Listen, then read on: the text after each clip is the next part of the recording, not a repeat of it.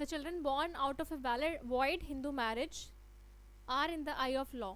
Void जो है legitimacy of children की बात आपका कौन सा प्रोविजन करता है हिंदू मैरिज एक्ट 1955 का? कौन सा प्रोविजन, कौन सा सेक्शन हिंदू मैरिज एक्ट 1955 का आपकी बात करता है legitimacy of children of void and voidable marriages? Section 16, ठीक है। आपके सेक्शन 16 में दे रखा है कौन सी मैरिज अगर वॉइड मैरिज है तो उसका जो बच्चा है, उस मैरिज में जिस बच्चे का बर्थ हो रहा है वो वॉइड होगा, वो लेजिटिमेट होगा या इलेजिटिमेट होगा। वैसे ही आपको वॉइडेबल मैरिजेस का भी बताया।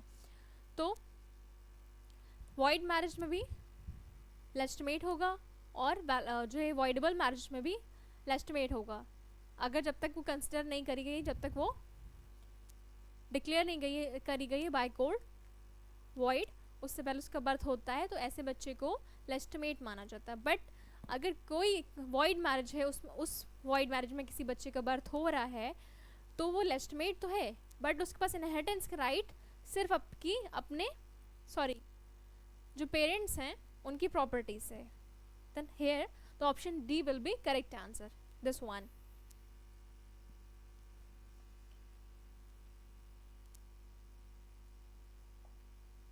फिर पढ़ते हैं हम लोग दूसरे ऑप्शन की तरफ, दूसरे क्वेश्चन की तरफ। तो आपका क्वेश्चन 2 है, give correct response A subsequent impotency. Impotency is, what is impotency? Impotency किसे बोलते हैं?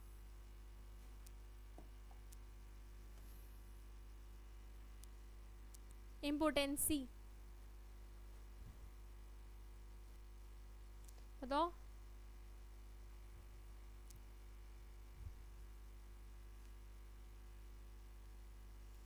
Unable for the procreation of the children. Unable for the procreation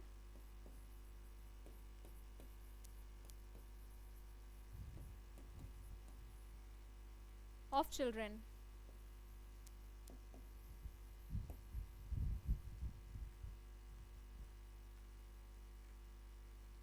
तो ये मैरिज वैलिड है, इट रिमेन्स वैलिड।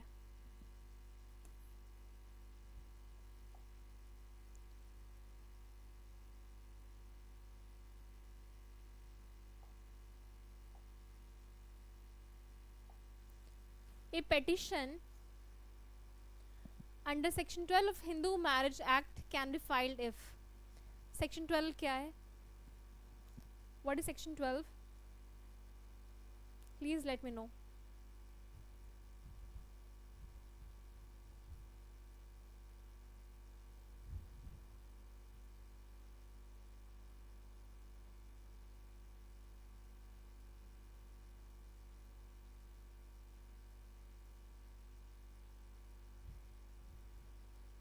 सेक्शन 12 आपका क्या है?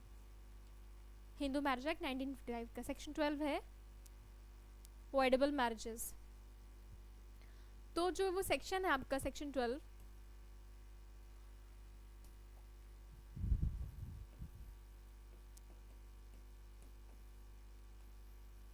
उसकी जो है इस सेक्शन की आपके ऊपर की ही जो लाइन है, जो वर्ड्स स्टेटमेंट है, वो कहता है कि जो है कोई भी मैरिज जो सोलमनाइज हुई है हिंदू मैरिज एक्ट 1955 के कमेंस होने से पहले, कमेंस होने के बाद, तो वो पेटिशन फाइल कर सकते हैं अपनी मैरिज को वॉइड डिक्लेयर करने के लिए, अगर उनकी मैरिज वॉइडेबल है तो इसलिए यहाँ पे आपका आंसर द मैरिज, सारे ऑप्शन एक बार रीड आउट कर लेते हैं फिर हम लोग करेक्ट आंसर करते हैं। Option A is the marriage is सोलमनाइज्ड before the commencement of the act. Option B says the marriage is solemnized before or after the commencement of the act. Option C, the marriage is solemnized after the commencement of act, and the option D is the marriage is solemnized after 1956. तो जैसा कि मैंने आपको बताया section 12 जो है आपका वो वॉइडेबल मैरिज की बात करता है, उसकी स्टार्टिंग ही लैंग्वेज ही बोलती है कि वॉइडेबल मैरिज को आप वॉइड डिक्लेयर कराने के लिए आप पेटिशन दे सकते हो, चाहे आपकी मैरिज जो है हिंदू मैरिज एक्ट 1955 के पहले हुई हो या बाद में हुई हो, जब भी सोलमनाइज हुई हो। इस एक्ट के कमेंट्स होने से पहले सोलमनाइज हुई हो या इस एक्ट के कमेंट्स होने के बाद में सोलमनाइज हुई हो, ठीक है। तो यहाँ पे ऑप्शन क्या होगा, द मैरिज इज सोलमनाइज्ड बिफोर और after the commencement of the act, चाहे पहले सोलमनाइज हुई हो मैरिज या बाद में। Option B will be the correct option.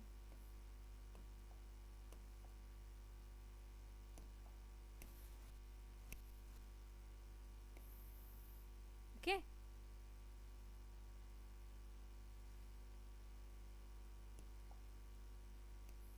Option B. Let's move to the next question. A decree of judicial separation. Judicial separation कौन सा है हम लोग का सेक्शन? जुडिशियल सेपरेशन का कौन सा सेक्शन है? सेक्शन 10। कौन सा सेक्शन है?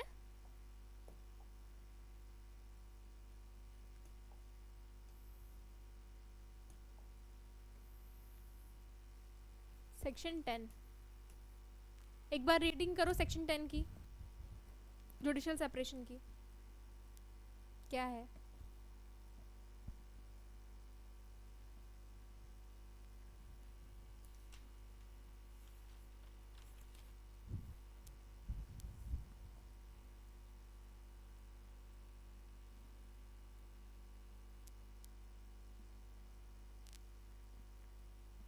बताओ मुझे।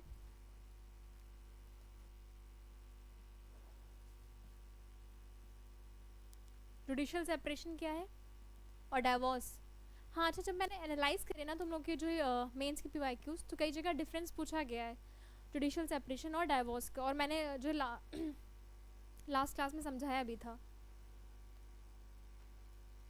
ए डिक्री, अब ऑप्शंस पढ़ लेते हैं, ठीक है।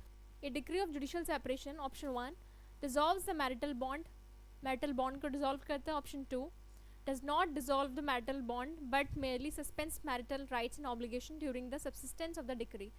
ऑप्शन 2 ही कहता है कि डिसॉल्व नहीं करता है मैरिटल बॉन्ड, लेकिन मेरली सस्पेंड करता है मैरिटल राइट्स एंड ऑब्लिगेशंस जब तक ये डिक्री सबसिस्ट करती है, जब तक ये डिक्री कंटिन्यू है फोर्स में। तो किस चीज़ की डिक्री? जुडिशियल सेपरेशन की। फिर तुम्हारा ऑप्शन सी है mandates that the parties still continue to be husband and wife but not obliged to live together. ये जो है मैंडेट है कि जो पार्टीज हैं they are husband and wife, but जो ये ज़रूरी नहीं है कि अब वो एक साथ रहें, they are not bound to live together. Option 4 is provides that if the parties have not resumed cohabitation for a period of 1 year, the party may seek divorce. आपके लास्ट ऑप्शन ये कहता है जो पार्टीज हैं judicial separation जिन्हें दिया गया है, अगर कोहेबिटेशन नहीं होता उनमें 1 साल या 1 साल से ज़्यादा टाइम पीरियड तक, तो वो कोई भी पार्टी, कोई भी हस्बैंड या वाइफ जाके डिवोर्स ले सकता है। तो कौन से प्रोविजन सही हैं?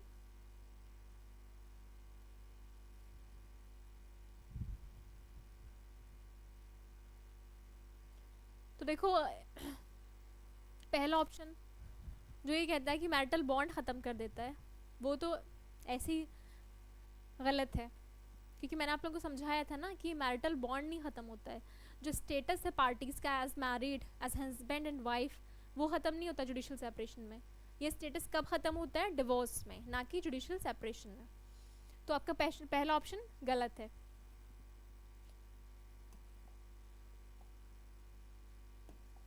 ये गलत हो गया तुम्हारा। फिर दूसरा ऑप्शन क्या है कि डिसॉल्व नहीं करता मैट्रिमोनियल बॉन्ड, तो इतना तो स्टेटमेंट सही कह रहा है, ठीक है। फिर but merely suspend marital rights and obligation during the substance of the decree, लेकिन जो है ये सस्पेंड करता है मैरिटल राइट्स एंड ऑब्लिगेशन जब तक वो डिक्री सब्सिस्ट कर रही है। तो मैं एक चीज़ ये भी बता दूँ कि इंडिया में जुडिशियल सेपरेशन के दौरान अगर एक हस्बैंड अपनी वाइफ के कंसेंट के बिना सेक्शुअल इंटरकोर्स करता है तो वो भी एक ऑफेंस है, वो भी उसे भी रेप माना जाता है। अगर आईपीसी खोल के देखो, आपके जो पूरा प्रोविजंस जो सारे दे रखे हैं रेप वाले, उसमें ये भी मेंशन है, sexual intercourse with the wife without her consent during judicial separation amounts to rape. तो उस चीज़ से तुम ये समझ जाओ कि यहाँ कोई राइट्स एंड ऑब्लिगेशन नहीं होते हैं जुडिशियल सेपरेशन के टाइम पे, अगर वो डिक्री मिल गई है। तो तुम्हारा दूसरा स्टेटमेंट सही है। फिर तीसरा स्टेटमेंट क्या है? Mandates that the parties still continue to be husband and wife but not live together. मैंने आपको अभी बताया कि जो हस्बैंड एंड वाइफ का टाइटल जो है वो नहीं ख़त्म होता है। हाँ, लेकिन जब ये डिग्री मिल जाती है तब ये मैंडेटरी नहीं कि आप एक साथ रहो। आपका ऑप्शन तीसरा ऑप्शन सही। फिर फोर्थ है provided that if the parties have not resumed cohabitation for a period of 1 year, either party may seek divorce।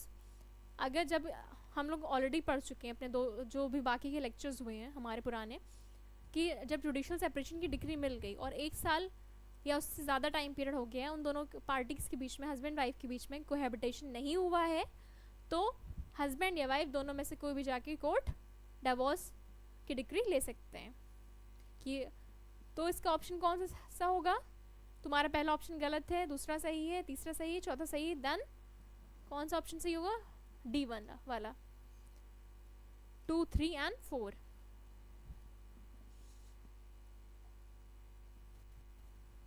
This one. Okay, 2, 3 and 4।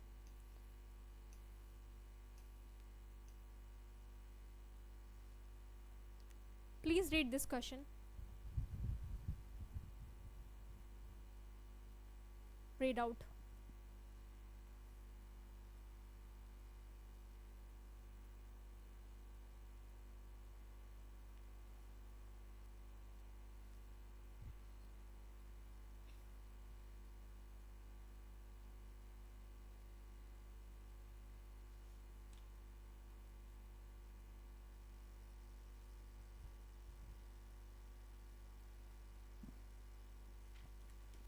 चलो अब मैं पढ़ा देती हूँ, ठीक है? तुम लोग शायद एक रीडिंग कर लियो इस क्वेश्चन की। तो क्वेश्चन 5 है आप लोगों का, find out the correct statements from the following. आपको इसमें से कौन सा स्टेटमेंट्स करेक्ट है वो बताने। Let's read the statements. Option 1, a void marriage remains valid until a decree annulling it has been passed by competent court. पहला option ये कहता है कि वॉइड मैरिज वैलिड है जब तक एक डिक्री नहीं पास होती bye competent court declaring it void. The second option is a void marriage is never a valid marriage and there is no necessity of a decree annulling it.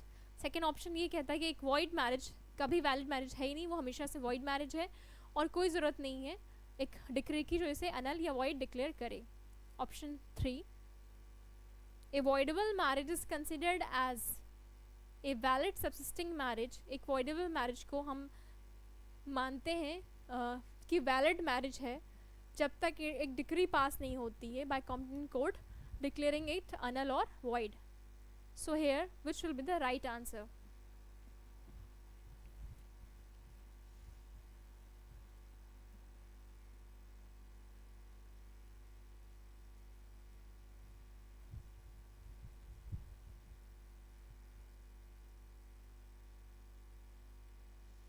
तो देखो, एक void marriage जो पहला option है,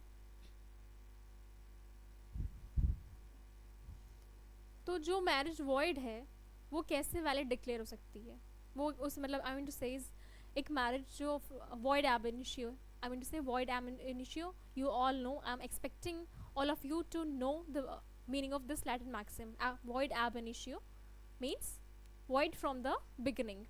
तो एक marriage जो void है फ्रॉम द बिगिनिंग उसे कभी वैलिड माना ही नहीं जा सकता, वेदर कोई डिग्री पास हुई हो उसे इनवैलिड और वॉइड डिक्लेयर करने के लिए या ना हो। एक मैरिज जो स्टार्टिंग से वॉइड है वो हमेशा वॉइड होगी, उसमें कोई ज़रूरत नहीं है डिग्री पास होने के लिए। कि हाँ, अगर वॉइडेबल मैरिज है कोई तो उसमें ज़रूरत है जब तक एक वॉइडेबल है, ठीक है? You all of know about it. आपने कॉन्ट्रैक्ट भी पढ़ा है या पढ़ोगे, प्लस आप इसमें भी पढ़ रहे हो, वॉइडेबल टर्म आ रहा है इस हिंदू मैरिज एक्ट में भी। तो वॉइडेबल का मतलब है कि उससे वॉइड, एक इंसान उसे वॉइड भी डिक्लेयर करा सकता है या वैलिड भी। तो वॉइडेबल के लिए यही रूल है कि जब तक उसे कोई वॉइडेबल मैरिज है, जब तक उसे कोई कॉम्पिटेंट कोर्ट डिक्लेयर नहीं कर रहा है नल एंड वॉइड, तब तक उसे वैलिड माना जाएगा। ओके, तो पहला पॉइंट है ए वॉइड मैरिज रिमेन्स वैलिड, ये पहला पॉइंट आपका गलत है।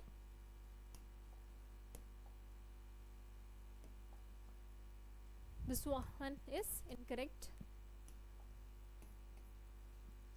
void marriage जो है हमेशा void होती है, उसे किसी डिग्री की ज़रूरत नहीं होती है annul डिक्लेयर करने के लिए। फिर दूसरा पॉइंट है ए void marriage is never a valid marriage and there is no necessity of degree annulling it। मैंने बताई ये वाला पॉइंट। तीसरा पॉइंट है कि एक वॉइडेबल मैरिज को जब तक वो कोई डिक्री पास नहीं हो रही उसे वॉइड डिक्लेयर करने के लिए तब तक वैलिड माना जाता है. Then here option 2 and 3 is correct. आपका ऑप्शन ये वाला सही है, 2 and 3, this one.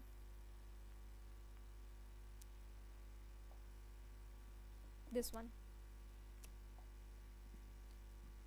is under section 15 of Hindu Marriage Act 1955 the divorced person to marry again. अब सेक्शन 15 जो है हिंदू मैरिज एक्ट 1955 का आपको वो बताता है कि कब डाइवोर्स पर्सन जो हैं वो दोबारा शादी कर सकते हैं. अब डाइवोर्स हो गया तो डाइवोर्स्ड पार्टीज जो हैं हस्बैंड और वाइफ जो हैं, अब पूरी obviously mostly people they get married after the dissolution of the marriage either by the death or by the divorce. तो वो कब शादी कर सकते हैं, कब उनकी शादी किसी और से होना परमिटेड है, वैलिड है. तो जो है सेक्शन 15 अपनी बेयर एक्ट में एक बार पढ़ो, रीडिंग करो उसकी.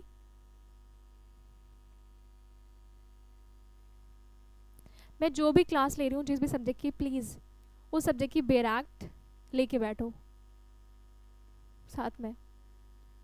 अब जैसे यहाँ पे सेक्शन 15 आया तो सेक्शन 15 देखो बेयर एक्ट में खोल के, सेक्शन 15 क्या कह रहा है, उसका टाइटल क्या है, उसका कंटेंट क्या है. ठीक है, जब वो सेक्शन पढ़ लोगे तो तुम्हें यहाँ पे आंसर करने में कोई प्रॉब्लम नहीं होगी.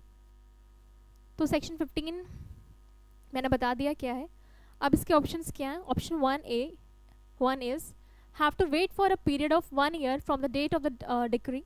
जो डाइवोर्स की डिक्री है उसके 1 साल तक वेट करना पड़ेगा आपको दोबारा किसी से शादी करने के लिए.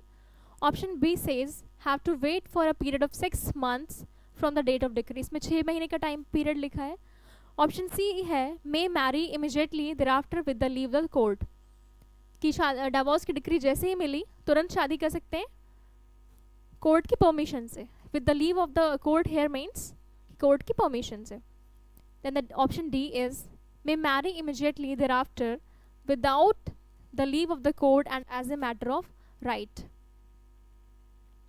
ये हमारा ऑप्शन ये कह रहा है कि जो है बिना कोर्ट की परमिशन के शादी कर सकते हैं क्योंकि आपका राइट है वो. तो इसमें कौन सा ऑप्शन सही होगा? Which is the appropriate answer? Please tell me which is the correct one. Which answer is correct?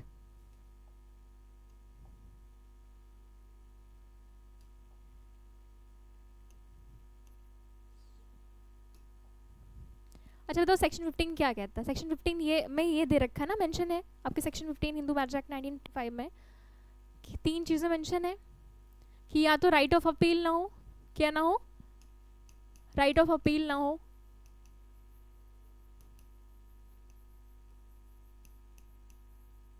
या फिर अपील का राइट है बट अपील रिजेक्ट हो गई है आपकी. ठीक है, appeal rejected.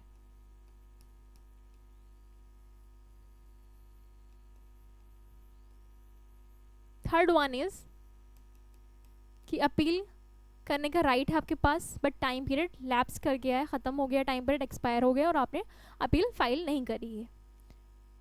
Time for appeal expired.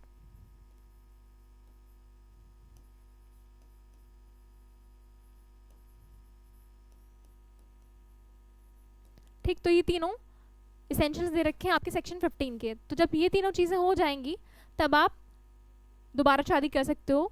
The divorce person can get married again to any person.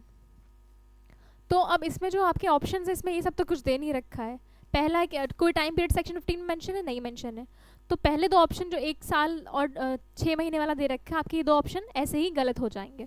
फिर ऑप्शन सी जो है कि तुरंत शादी कर सकते हैं with the leave the court. नहीं भाई, जब ये तीनों चीज़ें हो गई कि या तो राइट नहीं अपील करने का जो डाइवोर्स की डिक्री मिली उसके अगेंस्ट, या फिर अपील रिजेक्ट हो गई है, या फिर टाइम था अपील करने का, राइट था बट आपने अपील फाइल नहीं करी है तो टाइम लैप्स कर गया, टाइम एक्सपायर्ड हो गया. तो जब ऐसा हो गया है तो आपको कोर्ट की परमिशन लेने की ज़रूरत ही नहीं है. Therefore last option, option 4 would be the correct one. This one, may marry immediately without the leave of the court, means without the permission of the court as a matter of right. अब next question पे चले हम लोग, समझ आया ये?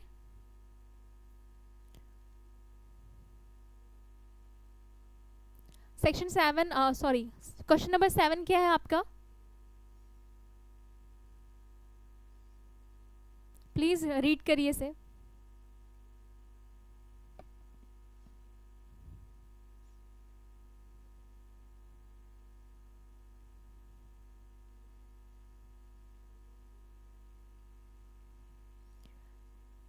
तो question 7 आपका ये है, a decree of divorce under the Hindu marriage act 1955, the status of the parties as married persons. ये क्वेश्चन ये कह रहा है कि जब डाइवोर्स की डिक्री मिल जाती है मैरिड पार्टीज की, जो मैरिड कपल हैं उन्हें, तब उनका जो स्टेटस है उन पार्टीज का एज ए मैरिड पर्सन, वो क्या होता है, टर्मिनेट होता है या नहीं होता है, टर्मिनेट या टर्मिनेट नहीं हो सकता है, या जो है सरकमस्टांसेस पे डिपेंड है। ऑप्शन हमारे ये हैं। ऑप्शन ए है कि टर्मिनेट नहीं होता है, ऑप्शन बी कि टर्मिनेट हो ही नहीं सकता, option C terminates, option D partially terminate depending on circumstances. तो मैंने आप लोगों को पहले भी बताया था, फिर से बता रही हूँ कि जो आपका मैरिज है आपकी, ठीक है, वो दो तरह से डिसॉल्व होती है, इधर बाय डेथ और बाय डिवोर्स।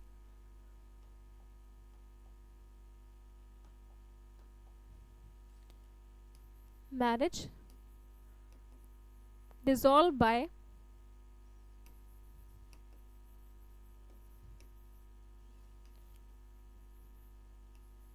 डेथ और डाइवोर्स,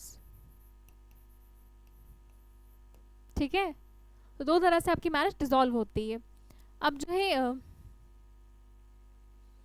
यहाँ पे क्या कह रहा है कि अब ऑब्वियसली इतना तो कॉमन सेंस वाली बात है ना कि जब दो पार्टीज हैं, मैरिड हैं वो, ठीक है, लेकिन जब वो डाइवोर्स की डिक्री मिल गई, ऑब्वियसली उनका जो एज ए मैरिड का जो स्टेटस है, जो टाइटल है, वो ख़त्म हो जाएगा, ठीक है, टर्मिनेट कर जाएगा। तो option C is the correct one, terminates.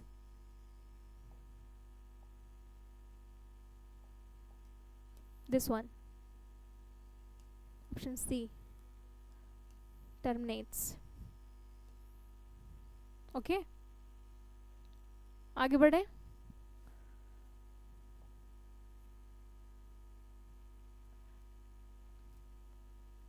Question 8 पढ़ो।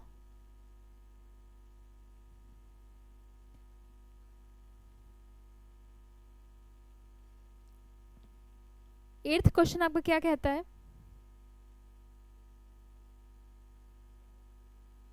If during the period of judicial separation either spouse indulges in adultery, does it furnish a ground of divorce? क्या जुडिशियल सेपरेशन के दरमियान, जब जुडिशियल सेपरेशन आपको मिला हुआ, judicial separation की degree, उस टाइम पे कोई भी spouse, whether it be a husband और वाइफ, अडल्ट्री कमिट करता है, तो क्या अडल्ट्री एक ग्राउंड है डिवोर्स के लिए? आपके जो है ग्राउंड्स जो हैं डिवोर्स के लिए, वो किस सेक्शन में मेंशन है? सेक्शन 13 में। ओके, समझाती हूँ ये चीज़ मैं।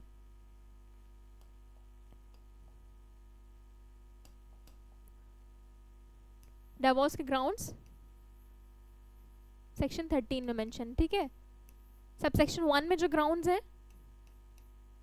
वो बोथ हस्बैंड एंड वाइफ के लिए अवेलेबल है, हस्बैंड एंड वाइफ।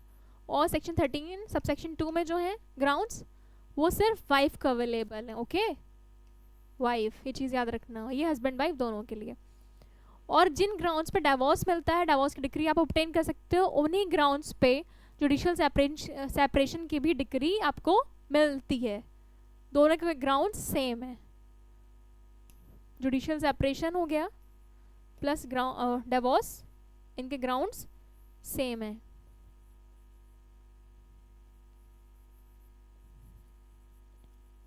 और हम लोगों ने पढ़ा है कि अडल्ट्री एक जो है ग्राउंड है डिवोर्स के लिए। और जो हम लोग का अडल्ट्री आप लोग पढ़ा होगा उसमें, या पढ़ोगे आईपीसी में, तो अडल्ट्री पहले एक ऑफेंस था, ठीक है। फिर जोसेफ शाइन का केस आया, उसके बाद उस केस में सुप्रीम कोर्ट ने ये हेल्ड किया कि adultery is no more a criminal offence but it is a ground for divorce.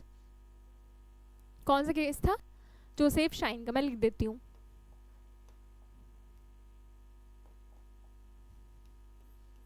ये केस प्लीज़ पढ़ लेना, ठीक है। क्योंकि कई बार पूछता है। एक आपका ये केस हो गया, एक नवतेज सिंह जौहर विच इज़ अननेचुरल ऑफेंस पे, वो भी बहुत पूछता है। And both of the these cases should be on your tips.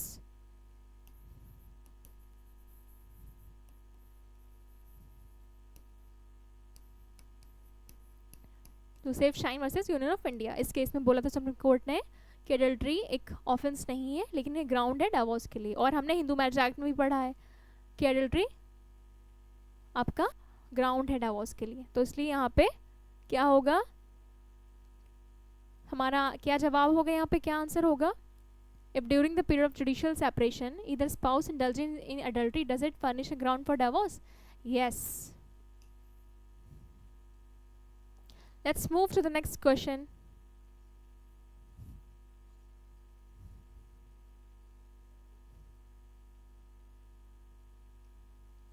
ये वाला क्वेश्चन पढ़ो प्लीज।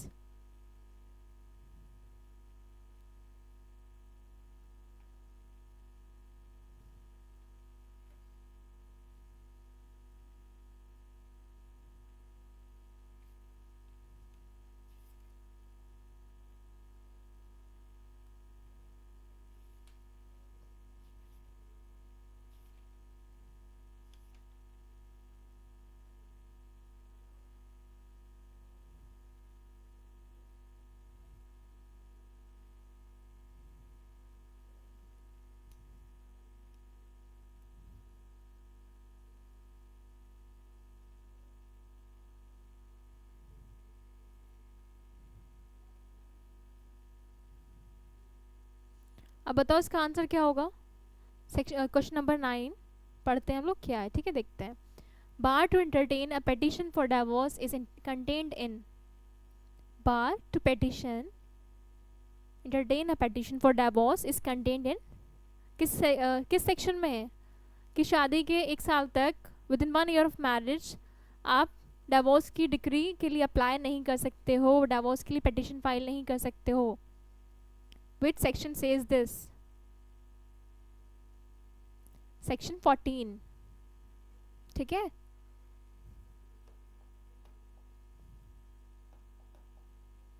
दिस वन, इसमें क्या दे रखा है कि 1 साल तक within 1 year of marriage, within 1 year of marriage no petition for divorce shall be entertained.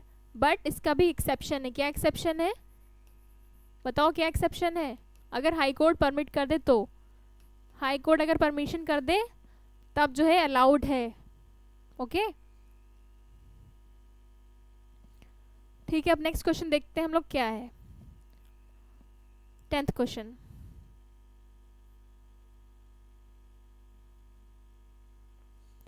Give correct response. A married in 1947 in accordance with Hindu religious rites and ceremonies, can he file a petition for judicial separation now? Okay question क्या है आपका कि ए की शादी हुई 1947 में Hindu religious ceremonies के according.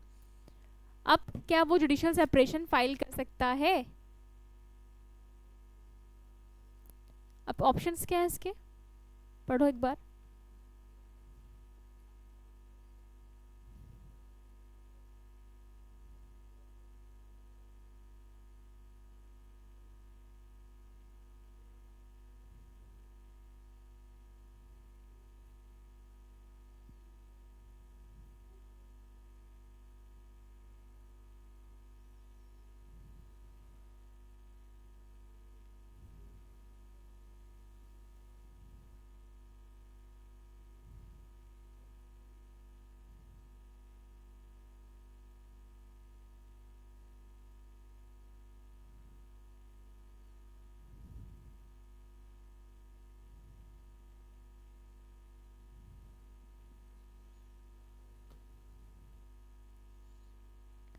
आपके ऑप्शंस क्या है? Option 1, Hindu marriage act came into force in 1955, so petition is not maintainable. Option B, petition is not maintainable as their marriage subsist more than 25 years. ऐसे तो कहीं कुछ भी नहीं है। और जो ऑप्शन 1 है कि नहीं पेटिशन मेंटेनेबल नहीं क्योंकि ये एक्ट 1955 में आया था, तो ऐसा भी नहीं है। ठीक है, अब वो उसकी बिल्कुल वैलिड मैरिज है, वो जुडिशियल सेपरेशन चाहता है तो बिल्कुल उसे मिल सकता है. Option C is the appropriate one. Petition is maintainable as it is immaterial whether the marriage is solemnized before or after the commencement of the act. ये आप जब सेक्शन ये वाला पढ़ोगे तब भी उसमें स्टार्टिंग की लाइन है कि वो जो है कोई भी इंसान जिसकी शादी इस एक्ट कमेंसमेंट से पहले हुई हो या बाद में हुई वो इसके अंदर फाइल कर सकते हो. आप जुडिशियल सेपरेशन ले सकते हो इन ग्राउंड्स पे जो मेंशन है सेक्शन 13 में. So here the option is the C is the correct answer.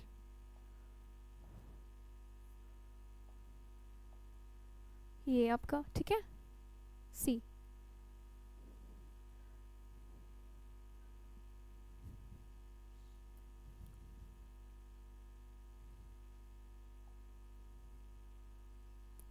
Give correct response. The minimum age of bride is.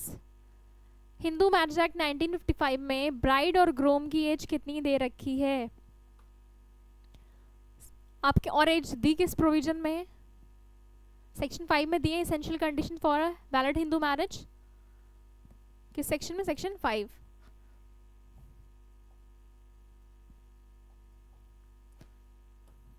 Section 5 है आपका हिंदू मैरिज एक्ट का, ठीक है 1955.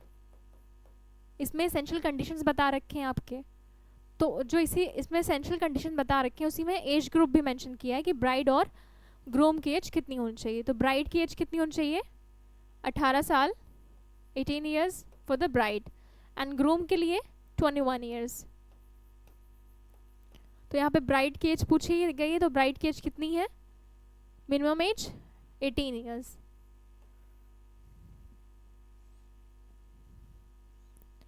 ठीक है, बाकी इसमें कुछ जो बताने लायक था मैं बता दिया.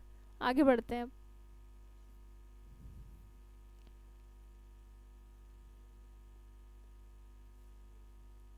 Section 12 is a decree for restitution of conjugal rights may be enforced.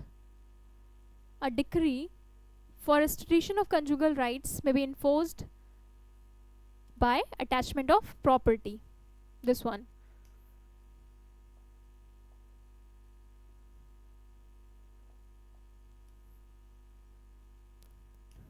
आगे बढ़े अब हम लोग.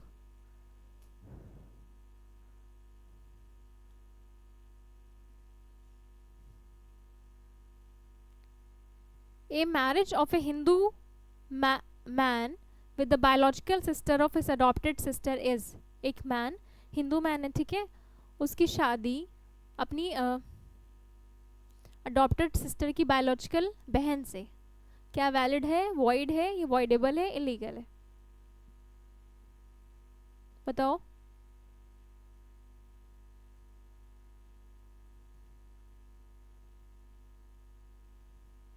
वैलिड है क्योंकि किसकी शादी हो रही है? जो बायोलॉजिकल थोड़ी ना है भाई.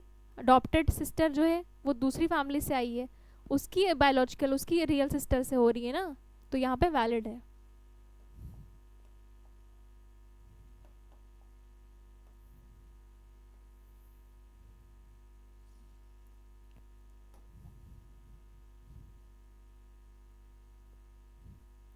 चलो अभी वाला क्वेश्चन देखते हैं क्या कहता है. Under which section of the Hindu marriage act 1955 judicial separation has been provided. Hindu marriage act 1955 के किस सेक्शन में जुडिशियल सेपरेशन की बात की गई है? कौन सा सेक्शन जो है जुडिशियल सेपरेशन से डील करता है? बताओ.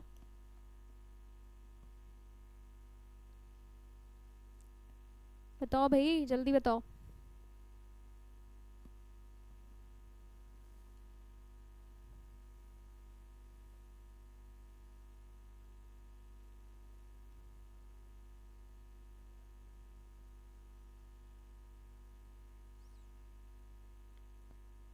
सेक्शन 9 तो तुम्हारा restoration of conjugal rights deal करता है, ठीक है.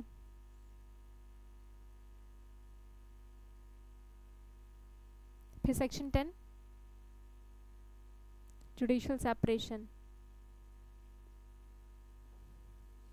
बाकी के 11, 13 11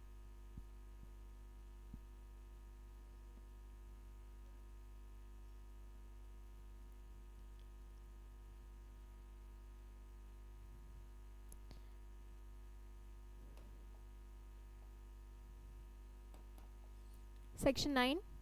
देखो मैं एक और बात कहना चाहूँगी, तुम लोग को समझाना चाहूँगी, जब भी एमसीक्यूज कर रहे हो कहीं से भी सॉल्व करो, भले मेरे वीडियो से सॉल्व कर रहे हो या किसी बुक से कर रहे हो, ठीक है, तो प्लीज़ चारों ऑप्शंस आप पढ़ो, आई मीन टू से चारों ऑप्शंस तैयार करो। अब देखो एक क्वेश्चन, इसमें एक क्वेश्चन पूछा गया है, अब तीन और चीज़ें पढ़ लोगे, तीन और ऑप्शंस पढ़ोगे, तुम्हारे चार ऑप्शन क्वेश्चंस तैयार हो जाएंगे, ठीक है, तुम्हारी चार चीज़ें प्रिपेयर हो जाएंगी। तो कितना अच्छा बेनिफिट है ना, कि तुम्हारा पढ़ एक क्वेश्चन रहो बट एक क्वेश्चन से तीन और क्वेश्चन तुम्हारे तैयार हो रहे हैं। तो पढ़ने का सही तरीका यही है एमसीक्यूज का एटलीस्ट, ठीक है। तो सेक्शन 9 तुम्हारा क्या है? Restitution of conjugal rights, restitution of conjugal rights।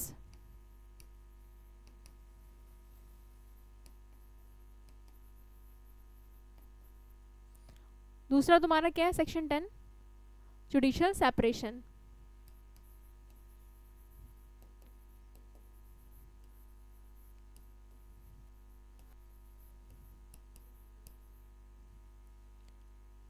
फिर ऑप्शन सी 11, सेक्शन 11 कौन सा है? void marriages and 12 is voidable marriages, void marriages। Section 13 अभी मैंने बताया है, डाइवोर्स के ग्राउंड्स हैं, डाइवोर्स इसमें, ठीक है, डाइवोर्स। अभी देखो तुम्हारा कि जो है ये चीज़ देखो, एक क्वेश्चन पूछा गया था, तुम्हें तीन और क्वेश्चन, तीन और सेक्शन ऐसे तुम्हें याद हो रहे हैं, ठीक है। अब ये पता चल गया इसकी जो है 9 और 11 और 13 में क्या है, ठीक है, बताना सिर्फ, जबकि सेक्शन 10 था।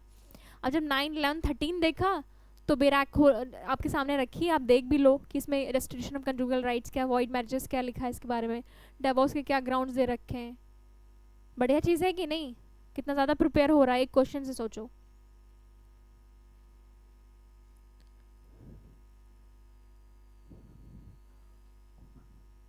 आगे बढ़े।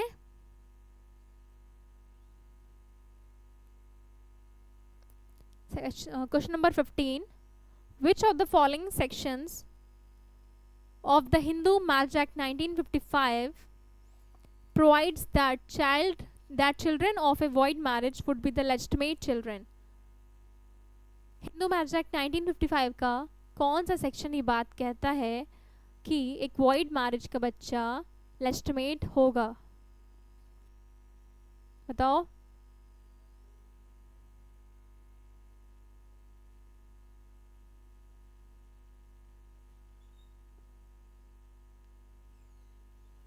जल्दी बताओ भाई।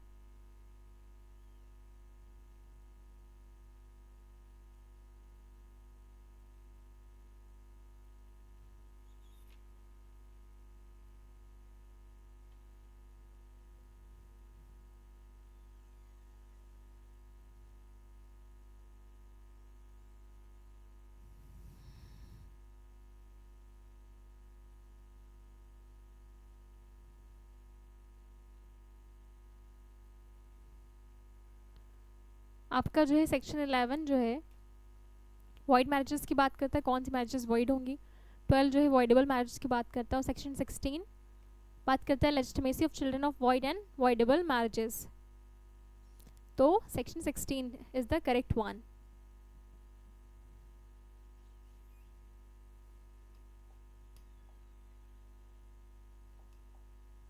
सेक्शन 11 वॉइड मैरिजेस अभी बताया था मैंने, ठीक है। सेक्शन 16 क्या है? Legitimacy of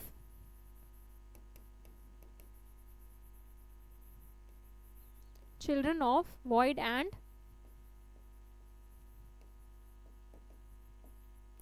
voidable marriages. फिर सेक्शन 17 क्या है? Punishment for bigaming bigaming, punishment for bigaming। section 18 punishment for contravention of other provisions of essential marriages, ठीक है।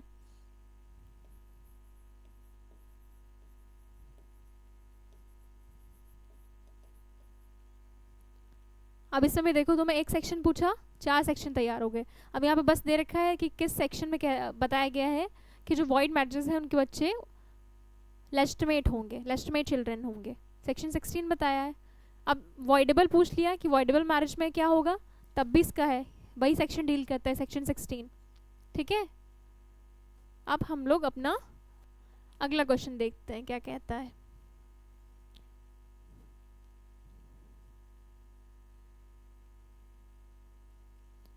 ये क्या है, सेक्शन 16, सॉरी क्वेश्चन नंबर 16, बताओ।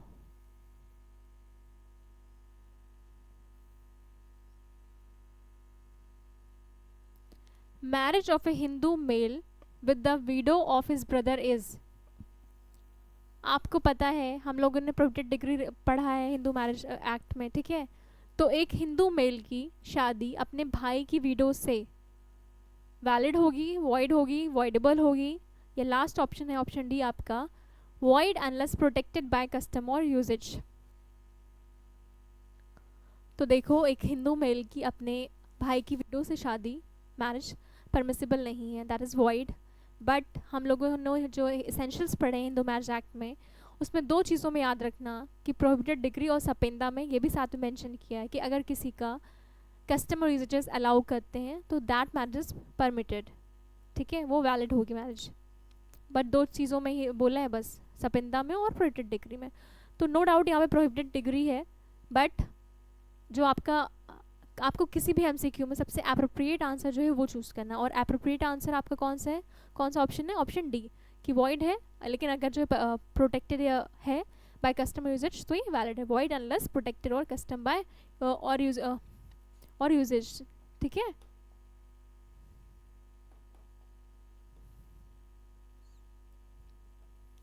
ये आपका सही उत्तर है।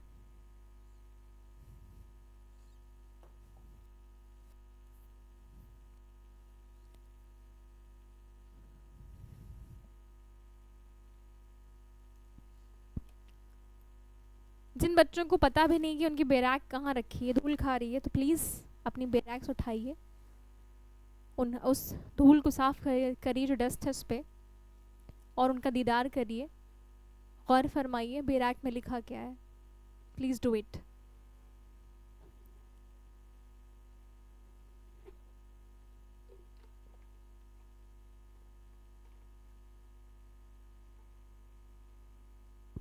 और जब बैराक उठाओगे, देखोगे, तो फिर पढ़ने का मन भी करने लग जाएगा। चांसेस हैं कि आपको खुद पढ़ने का मन होगा अपनी बैराक्स। और आप लोगों ने लॉ किया है, लॉ कर रहे हो, ठीक है, तो आपके पसंद का ही तो कोर्स है, तो मसला ही क्या है, क्या प्रॉब्लम है पढ़ने में।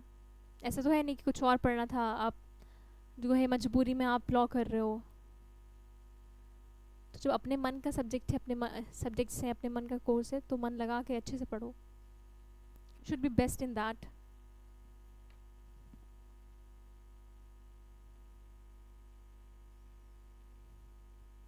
चलो क्वेश्चन पढ़ो। Question 17, section 29 of Hindu marriage act 1955 saves the custom. Section 29 जो हिंदू मैरिज एक्ट का, वो ठीक है, वो क्या करता है, सेव करता है कस्टम को which recognized divorce, overrides the custom which recognized divorce, saves and overrides both the custom which recognized। Section 29 reading करो अपनी बैराक में से, रीड कर लोगे तो खुद ही समझ आ जाएगा तुम्हें कि क्या आंसर होगा।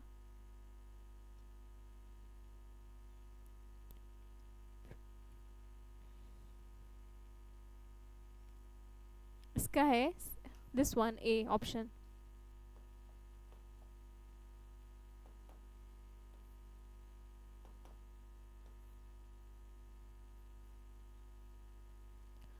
पहला ऑप्शन आपका सही है इसमें से, सेव करता है कस्टम को जो रिकॉग्नाइज करे डिवोर्स।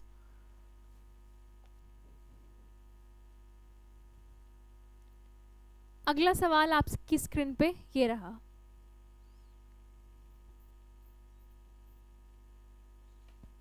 $5000 का सवाल है, तो प्लीज़ सोच समझ के इसका जवाब दीजिएगा।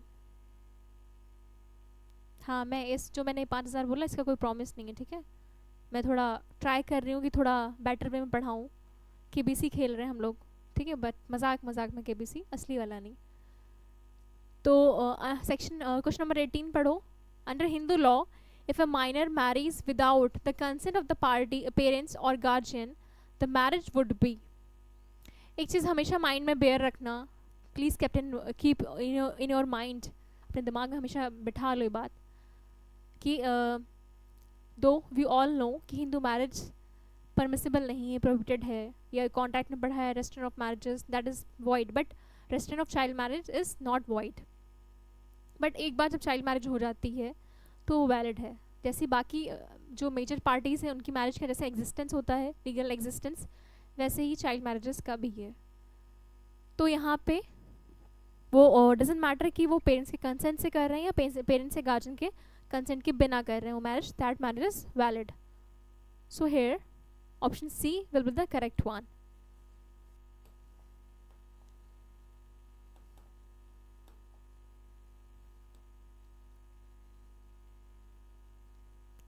ऑप्शन सी, ठीक है।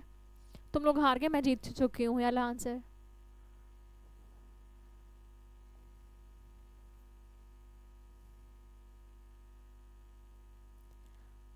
Under Hindu law, where the husband created a condition in which the wife is visible है ना आप लोगों को ये screen? Under Hindu law, where the husband creates a condition in which the wife is compelled to leave the conjugal home and live separately. Conjugal home क्या होता है? जिसमें हस्बैंड वाइफ रह रहे हैं, ठीक है, एक मैट्रिमोनियल होम। हिंदू लॉ में जहाँ पे एक हस्बैंड क्रिएट कर रहा है कोई ऐसी कंडीशन जिसमें एक वाइफ उससे मजबूरन वो घर छोड़ के जाना पड़ रहा है, अलग रहना पड़ रहा है, तो फिर क्या होगा? इसके ऑप्शंस, द हस्बैंड में स्यू फॉर डिवोर्स। क्या हस्बैंड डिवोर्स के लिए स्यू कर सकता है? नहीं कर सकता ना, हस्बैंड खुद ऐसी सिचुएशन क्रिएट कर रहा है कि रिजनेबली एक इंसान को एक्सपेक्ट नहीं करा जा सकता कि इस सिचुएशन में रहे किसी के साथ, ठीक है। तो वो डिवोर्स कैसे स्यू कर सकता है डिवोर्स के लिए जब खुद ही की गलती है? Option B, the wife will be held guilty of desertion. नहीं, डिजर्शन की गिल्टी नहीं होगी वाइफ। क्यों नहीं होगी? क्योंकि हस्बैंड ऐसी सिचुएशंस क्रिएट कर रहा है, किसी रीज़न से, किसी वैलिड रीज़न से वाइफ जा रही है ना, बिना किसी एक्सक्यूज़ के, बिना किसी लीगल रीज़न के थोड़ी ना जा रही है जो वो डिजर्शन की गिल्टी हो। फिर ऑप्शन सी है, the marriage is irretrievably broken down. नहीं, अभी ब्रोकन डाउन भी नहीं हुई है, ठीक है, अभी सबसेस कर रही है। Option D, the husband is guilty of constructive desertion. Which one is correct?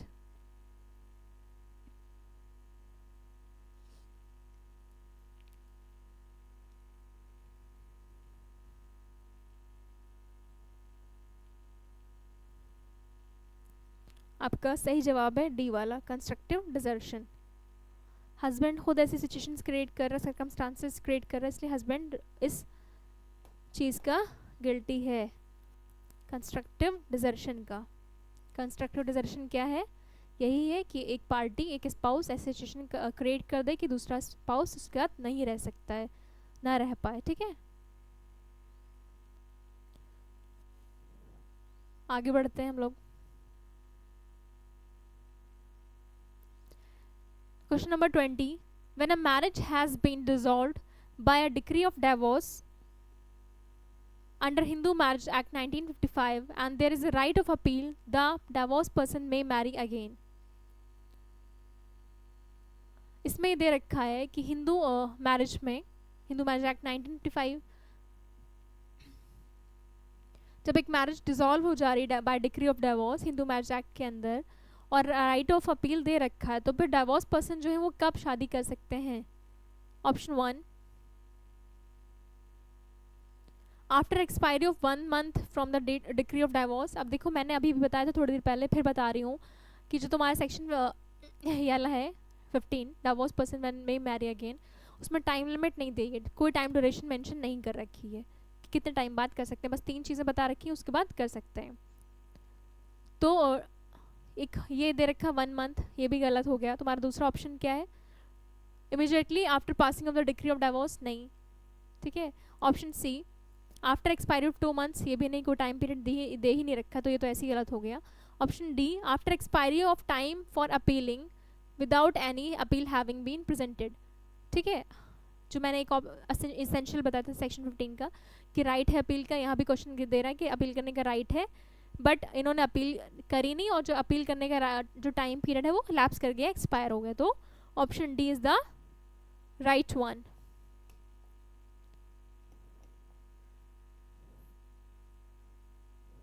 After expiry of the time for appealing without any appeal having been presented.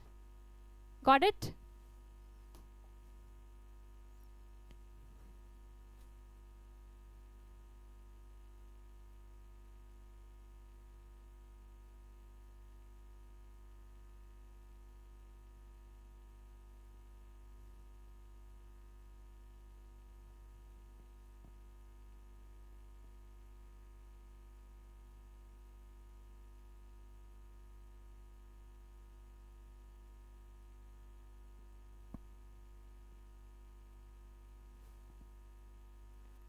अब आपका क्या है, question number 21। X a Hindu boy aged 16 years married Y. X एक Hindu boy है जिसकी 16 साल उम्र है, उसने शादी करी वाई से। वाई की एक हिंदू गर्ल है, उसकी एज कितनी है, 13 years. By exchange of garland subsequently it was revealed to Y that X is important. बाद में पता चला कि भाई जो एक्स है वो इम्पोर्टेंट है, वाई ने उसे छोड़ के एक्स को शादी कर ली एम से। अब यहाँ पे क्या होगा, ऑप्शन पढ़ो एक बार। Option A, Y can not be punished for bigamy. Option B, Y can not be punished for bigamy as the first marriage was void on account of lack of performance of ceremonies of marriage. Option C, both A and B. Option D, all of the above are correct. क्या सही होगा? तो देखो जो पहली marriage, अच्छा जब bigamy के लिए किसी पे केस करा जाता है ना, तो ये ज़रूरी है कि उसकी पहली मैरिज वैलिड होनी चाहिए। अगर पहली मैरिज वॉइड है तो फिर आप उस पर बाइगैमी का केस नहीं कर सकते हो। ओके, तो यहाँ पे इनकी जो फर्स्ट मैरिज थी वो वाइट थी, इसलिए ये बाइगैमी के लिए नहीं स्यू कर सकती हैं, और इसलिए ऑप्शन बी आपका सही है, Y can not be punished for bigamy.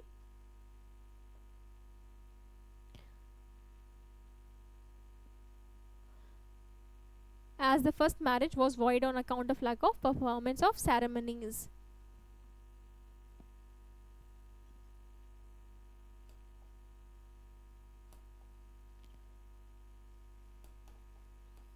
ठीक, चलो अब आगे बढ़ते हैं क्वेश्चन नंबर 22 पे। 22 क्या है हमारा question?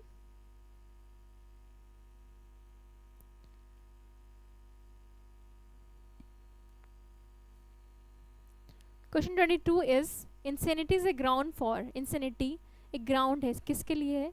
Option 1, getting the marriage annulled as voidable. आप वॉइडेबल भी उसे डिक्लेयर कर सकते हो, ठीक है, अनल कर सकते हो क्योंकि वॉइडेबल है अगर कोई मैरिज तो। या option B, judicial separation. Option C, divorce. तो जो आपका इंसेनिटी जो ग्राउंड है वो सारी चीज़ों के लिए, इसलिए all of the above.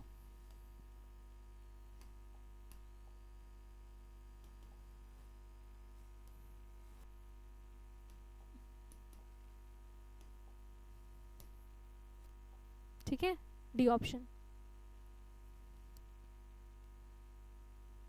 Any marriage solemnized. Question 23 क्या है, प्लीज ध्यान दीजिए सब लोग यहाँ पे स्क्रीन पे। Any marriage solemnized in contravention of the conditions specified in clause 1 of section 5 of the Hindu marriage act 1955 shall be. Section 5 की सब सेक्शन 1 में कौन सी कंडीशन दे रखी है? सेक्शन 5 में एसेंशियल मैरिज वो दे रखे हैं एसेंशियल कंडीशंस एक वैलिड हिंदू मैरिज के। क्या सेक्शन 5 का सब सेक्शन 1 क्या है? कौन सी कंडीशन मेंशन है? यही लिखा है ना उसमें, neither of the spouse should be living, bigamy नहीं होनी चाहिए, है ना। और ऐसी मैरिज की अगर ऐसा होता है वैलिड है कि नहीं? नहीं है, वॉइड है वो, नल एंड वॉइड।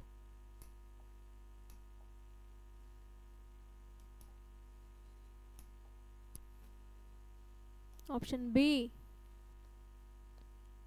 बढ़ा जाए आगे अब।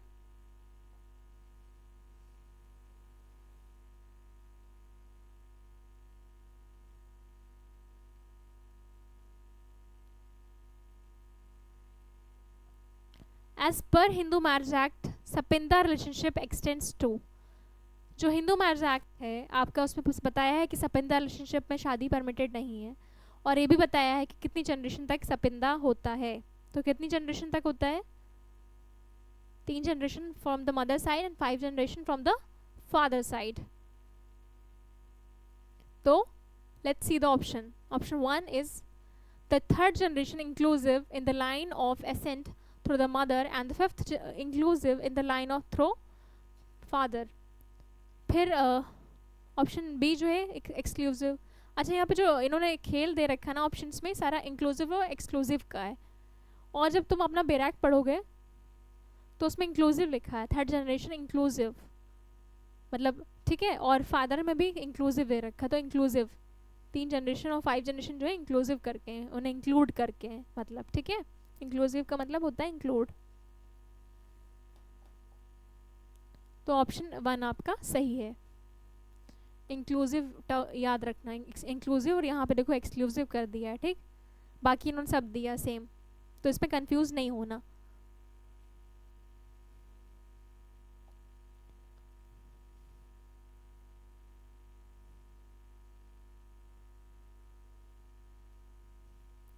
क्वेश्चन 25 आपकी स्क्रीन पे ये रहा। Which of the following is a ceremony without the performance of which a Hindu marriage is considered null and void. कौन सी ऐसी इसेंशियल सेरेमनी है किसी मैरिज को कंप्लीट और बाइंडिंग बनाने के लिए जिसके बिना एक हिंदू मैरिज को नल एंड वॉइड माना जाएगा? तो सेक्शन 7 एक बार खोल के देखो अपना हिंदू मैरिज एक्ट का।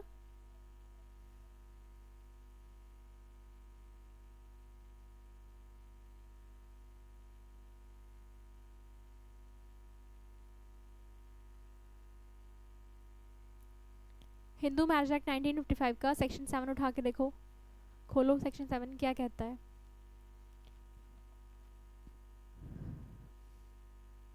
उसमें दे रखा है सेरेमनीज फॉर हिंदू मैरिज, ठीक है। तो उसमें क्या दिया है?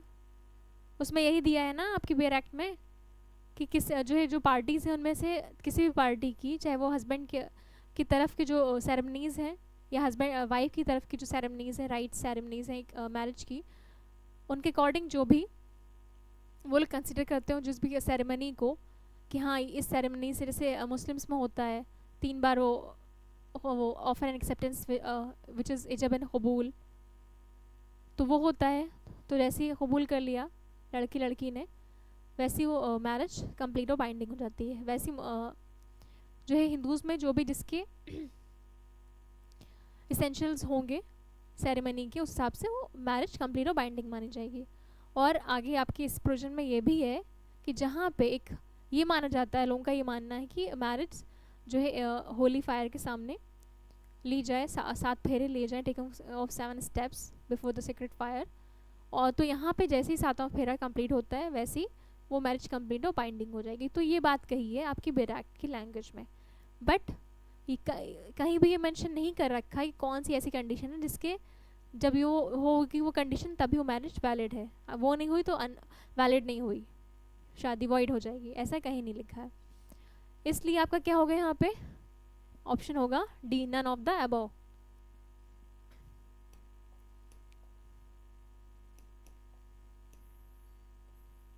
ठीक है, चलो आगे बढ़ते हैं हम लोग, देखते हैं अगला सवाल आसान होता है या मुश्किल।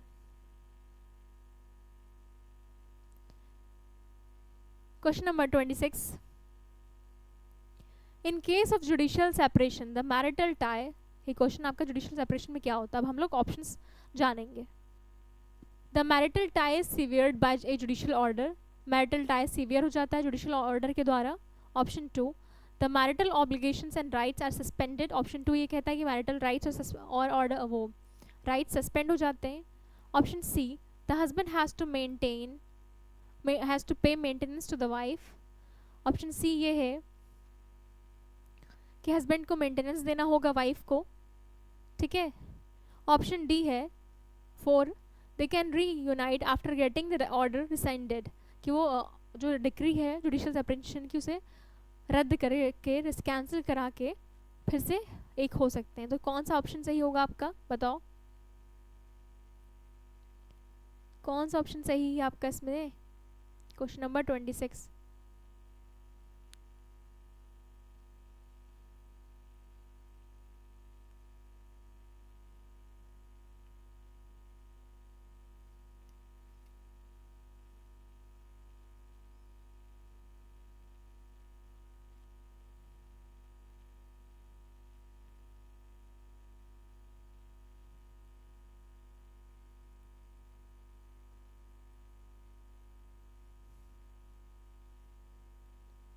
इसका ऑप्शन बताओ,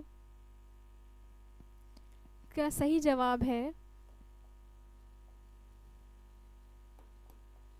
ऑप्शन सी 2, 3 एंड 4। 2, 3 और 4 कौन से, एक बार दिखा देती हूँ आप लोगों को, ठीक है।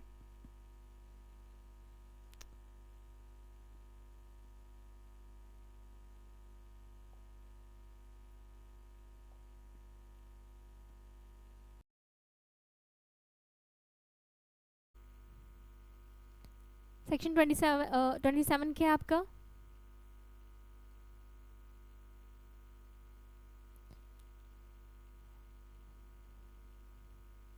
प्लीज क्वेश्चन देखिए और मुझे आंसर करिए।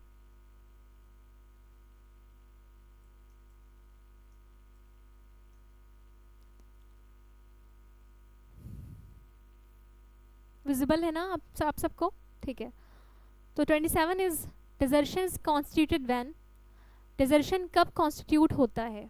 Option 1 is when there is a factum of separation, जब वहाँ पे फैक्टम ऑफ सेपरेशन है। ऑप्शन 2 है देयर इज एनिमस डिसर्डेंडाई, कि जब एनिमस डिसर्डेंडाई है। ऑप्शन सी है आपका कि या तो ए हो या तो बी हो। ऑप्शन डी है कि ए और बी, यानी फैक्टम ऑफ सेपरेशन और एनिमस डिसर्डेंडाई दोनों चीज़ें होनी चाहिए। अच्छा, किसी को क्या फैक्टम ऑफ सेपरेशन और एनिमस डिसर्डेंडाई इन दोनों वर्ड का मतलब पता है, बताओ किसी को पता है।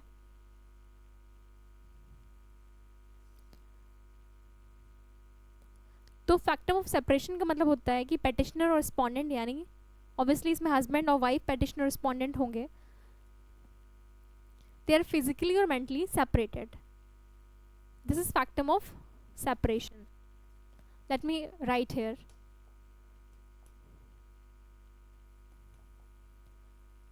फैक्टम ऑफ सेपरेशन क्या है, जब petitioner and husband, sorry respondent यानी husband and wife are physically और मेंटली सेपरेटेड। फिर आपका एनिमस डिसर्डेंडाई क्या है, इसका क्या मतलब है, एनिमस डिसर्डेंडाई, इसमें इंटेंशन एक स्पाउस का to leave matrimonial home and end marriage permanently. Intention of one spouse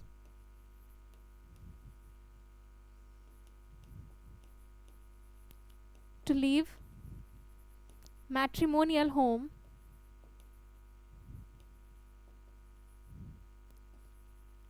and marriage permanently।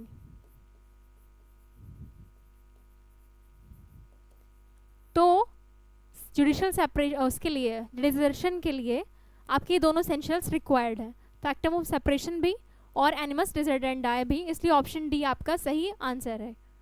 Okay, got it. Let's move to the next question. Question 28 is, question 28 क्या है आपका,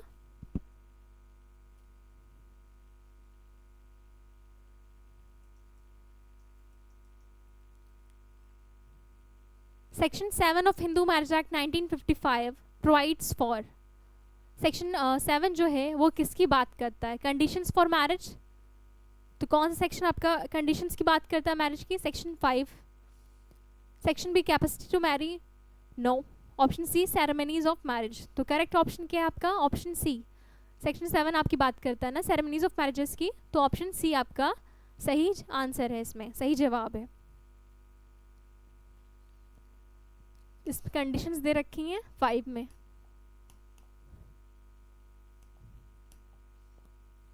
सेक्शन 5 में एसेंशियल्स दे रखे हैं valid marriage के, और ceremony section 7 में, तो इसलिए ऑप्शन सी आपका सही ऑप्शन है। अब हम आगे बढ़ते हैं अपने क्वेश्चन नंबर 29 पे।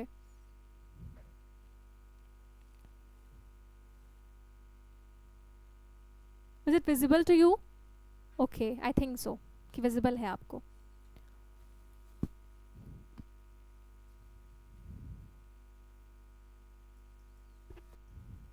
सेक्शन 29 है, section 16 of Hindu marriage act 1955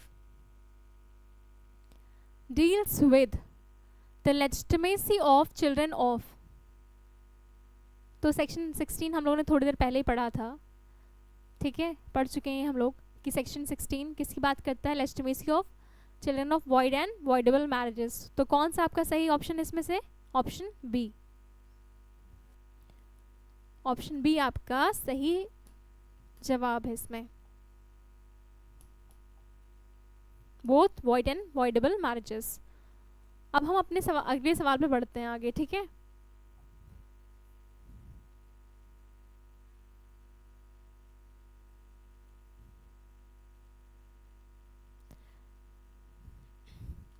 question 30 आप सबकी स्क्रीन पे विजिबल है I think.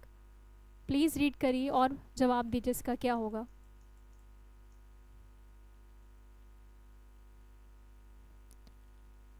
Give correct response. The minimum age of bridegroom prescribed under section 5 is।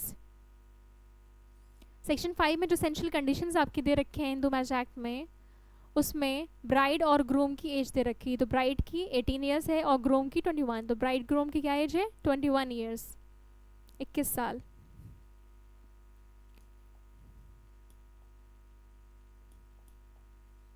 ये आपका सही ऑप्शन है, ऑप्शन बी। अब हम आगे बढ़ते हैं अपने और सवाल देखते हैं क्या कहते हैं।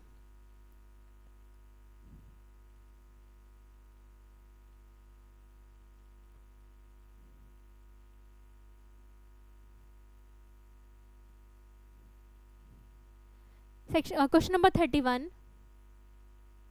Fine prescribed under section 18 of the Hindu Marriage Act 1955 for child marriage has been enhanced by the prohibition of Child Marriage Act 2006 from 1000 rupees to। जो आपका हिंदू मैरिज एक्ट में वो चाइल्ड मैरिज अगर कोई करा रहा है तो उसके लिए कितनी जो है कितना फाइन प्रिस्क्राइब्ड है? 1000। लेकिन इसे बढ़ा के कितना कर दिया गया है बताओ? इसे बढ़ा के कितना कर दिया है? 10,000, 15,000, 50,000 और 1 lakh rupees.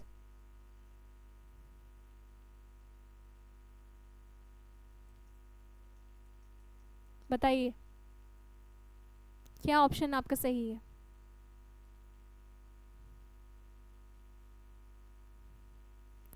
₹1,00,000। Option D is right one.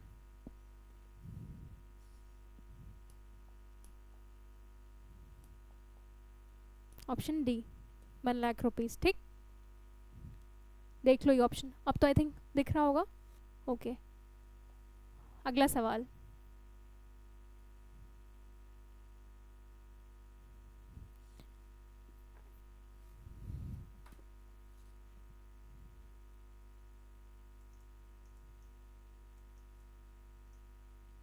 Under which of the following laws is the remedy of restitution of conjugal rights not available? किस लॉ में जो restitution of conjugal rights वो अवेलेबल नहीं है?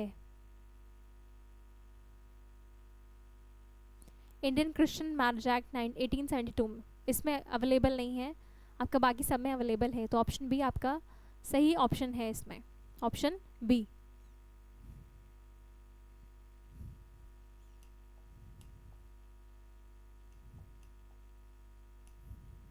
ठीक है, let's move to the next question. Question number 33.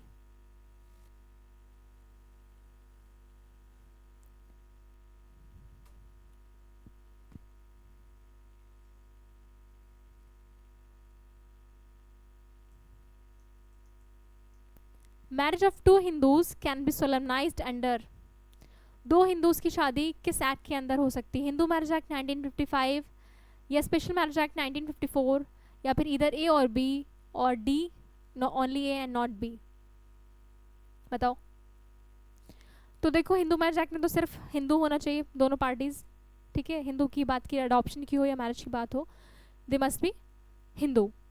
फिर अगर हम स्पेशल मैरिज एक्ट 1954 की बात करें तो उसमें कुछ रिलीजन की बाउंड्री नहीं दे रखी है, किसी भी रिलीजन का इंसान शादी कर सकता है. तो अगर दो हिंदूज वो चाहें तो चाहे हिंदू मैरिज एक्ट के अकॉर्डिंग शादी करें या स्पेशल मैरिज एक्ट के अकॉर्डिंग शादी करें, दोनों में अलाउड है. तो इसलिए ऑप्शन सी, इधर ए और B, option C is right one.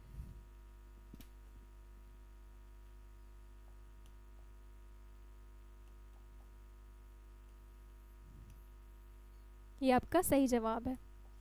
आगे बढ़ते हैं, 34 देखते हैं क्या कहता है. Question number 34. Doctrine of factum valid. Doctrine of factum valid.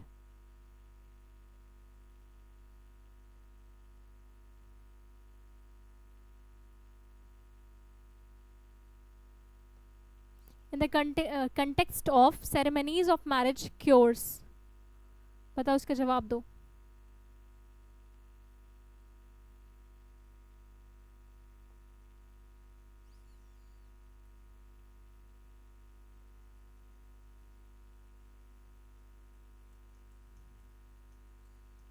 Doctrine of factum valid in the context of ceremonies of marriage cures. Option 1, non-observance of necessary ceremonies. Option B, non-observance of essential ceremonies. Option C, both A or B. Option D, either A and not B. Which one is right? कौन सा सवाल आपका सही है? बताओ.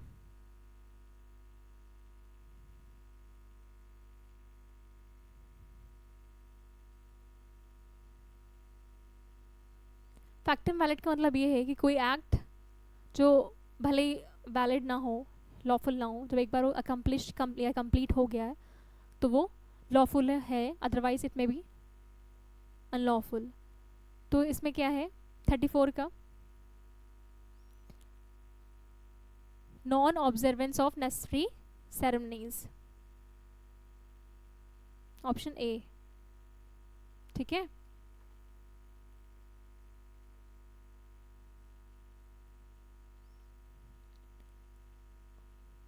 Option A आपका सही जवाब है.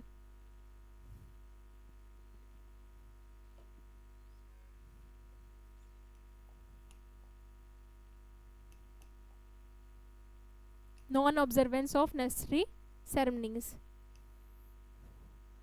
अगला सवाल देखते हैं क्या है. Question 35.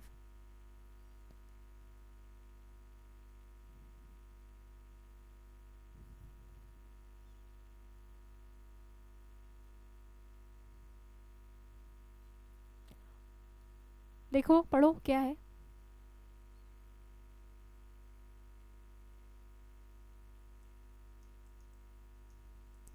According to the decision in Rita Mago versus P. Mago AIR 1977, Delhi 176, an order for interim maintenance and expenses under section 24 of Hindu Marriage Act can be passed. तो इस एक्ट में इस केस में क्या कहा गया कि interim maintenance और एक्सपेंसेस के लिए सेक्शन 24 के अंदर कब जो है एक ऑर्डर दिया जा सकता है? बताओ.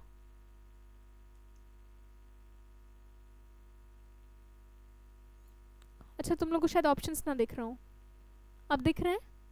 Option 1, during the pendency of the proceedings only. Option 1 ही कहता है कि सिर्फ जब प्रोसीडिंग्स चल रही है, पेंडिंग है प्रोसीडिंग, उस time. Option B, after the conclusion of trial and passing of the decree. Option B ये कहता है जब ट्रायल कंक्लूड हो गया है और डिक्री पास करने का टाइम आ गया। ऑप्शन सी कि दोनों ऑप्शन सही हैं, पहला और दूसरा। ऑप्शन डी है या तो पहला या ऑप्शन बी। तो ऑप्शन ए आपका सही जवाब है कि प्रोसीडिंग्स जब पेंडिंग है उस टाइम ही ऑर्डर दे सकते हैं इंटरिम मेंटेनेंस और एक्सपेंसेस का।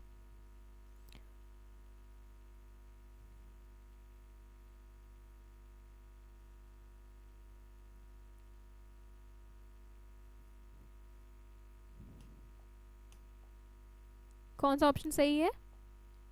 ए, during the pendency of the proceedings, this one. Okay, बढ़ते हैं हम अपने अगले सवाल पे।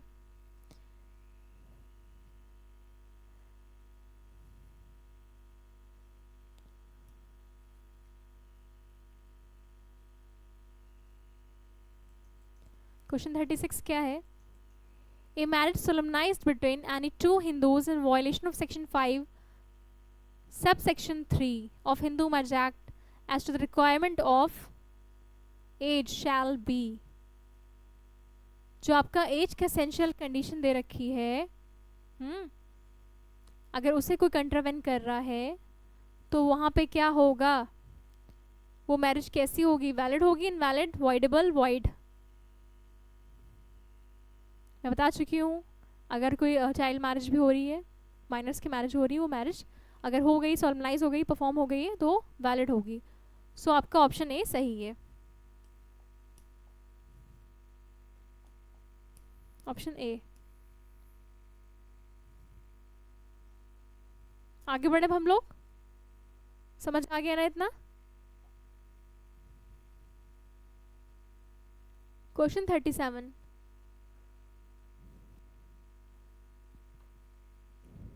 क्या है? Question 37,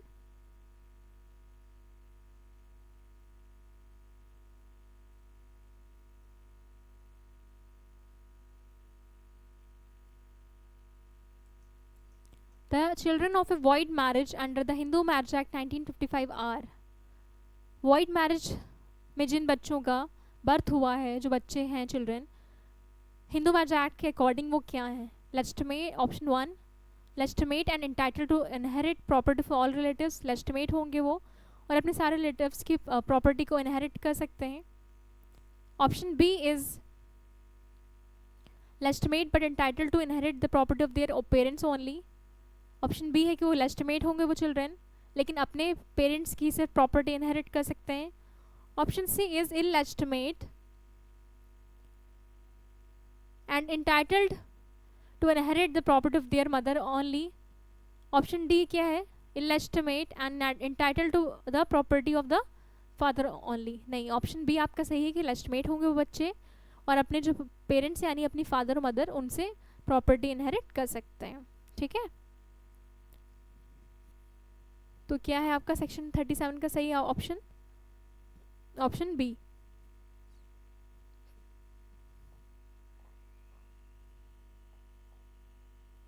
legitimate but entitled to inherit the property of the parents only, ये आपका सही ऑप्शन है। ठीक है, आगे बढ़ा जाए। अब 2 क्वेश्चंस और बचे हैं आपके इस एक्ट के। Before filing a petition for divorce by mutual consent, the parties must be living separately for a period of। जो म्यूचुअल सेपरेशन का आपका प्रोविजन है कि डिवोर्स बाय म्यूचुअल सेपरेशन, उसमें क्या है कि पार्टीज 1 साल से ज़्यादा हो गया है वो अलग रह रही हैं और फिर वो पिटिशन फाइल करते हैं कोर्ट में कि हम 1 साल या 1 साल से ज़्यादा हो गया, हम अलग रह रहे हैं और हम और ज़्यादा साथ नहीं रहना चाहते, हम अलग होना चाहते हैं। कितना टाइम पीरियड दे रखा है? 1 ईयर और मोर। तो ऑप्शन बी आपका सही जवाब है, ऑप्शन बी, 1 ईयर और मोर। Let's move to the next and the last question. Hindu Marriage Act 1955 under section 10 provides for। section 10 क्या है बताओ?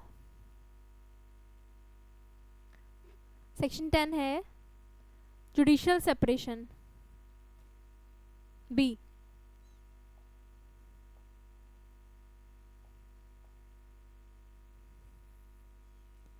सेक्शन 10 जुडिशियल सेपरेशन की तो बात करता है, ठीक है।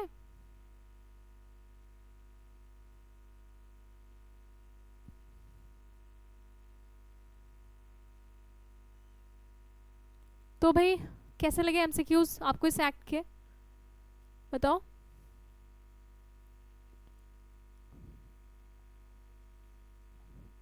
जितने भी इंपॉर्टेंट एमसीक्यूज थे हिंदू मैरिज एक्ट 1955 के, वो सब मैंने आपको कवर अप करा दिए हैं, ठीक है।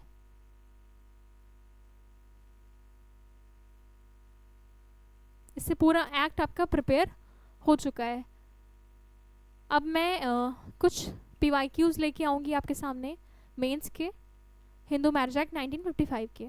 मैं ऐसा नहीं करूँगी कि हिंदू लॉ पढ़ाऊँ उसका पूरा मेंस के क्वेश्चंस कराऊँ, ऐसे नहीं। एक एक एक्ट, जैसे हिंदू मैरिज एक्ट 1955 हम लोगों ने पढ़ा बेर एक्ट से पूरा, ठीक है। जब वो कंप्लीट हुआ तो उसके सारे एमसीक्यूज जितने इंपॉर्टेंट थे, जितने भी मैंने अपने एफर्ट से जितने कलेक्ट कर पाई, ठीक है। आपकी पीवाईक्यूज से मैंने सारे कलेक्ट करे जितने पॉसिबल क्वेश्चंस थे, ठीक। तो एमसीक्यूज करा दिए। अब क्या बचा, अब इस एक्ट के आपके मेंस के क्वेश्चंस बचे, पीवाईक्यूज के प्रीवियस ईयर क्वेश्चंस। तो अब नेक्स्ट क्लास में हम लोग इसके मेंस के कुछ क्वेश्चंस डिस्कस करेंगे, उसके बाद हम लोग अपने नेक्स्ट एक्ट पे पहुंचेंगे। अभी 3 और एक्ट आपके हिंदू लॉ के बाकी हैं। Thank you so much, stay happy and stay healthy.